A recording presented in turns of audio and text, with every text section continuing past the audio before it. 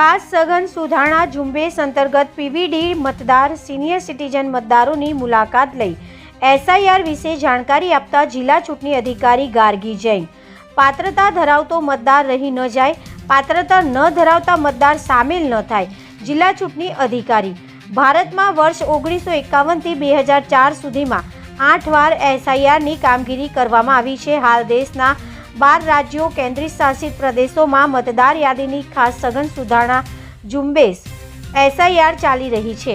ગુજરાત રાજ્યમાં મતદાર યાદીની ખાસ સઘન સુધારણા ઝુંબેશ એસઆઈઆરની કામગીરી યુદ્ધના ધોરણે કરવામાં આવી રહી છે.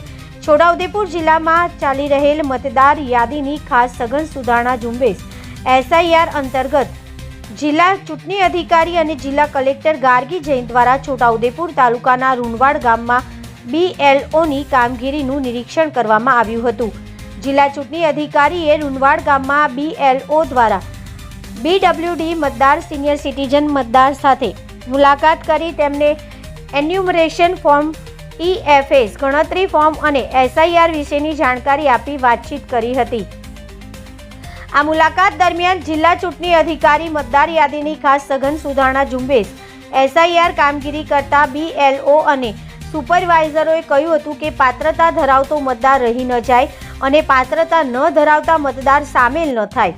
ખાસ ધ્યાન રાખવામાં આવે તેઓએ મતદાર યાદીમાં મતદારોનું યોગ્ય મેપિંગ થાય.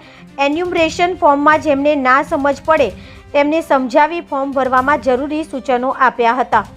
આ મુલાકાત દરમિયાન નાયબ જિલ્લા ચૂંટણી અધિકારી US શુક્લ, મામલતદાર, નાયબ મામલતદાર શ્રી, BLO, સુપરવાઇઝરો અને ચૂંટણી શાખાના કર્મચારીઓ ઉપસ્થિત રહ્યા હતા.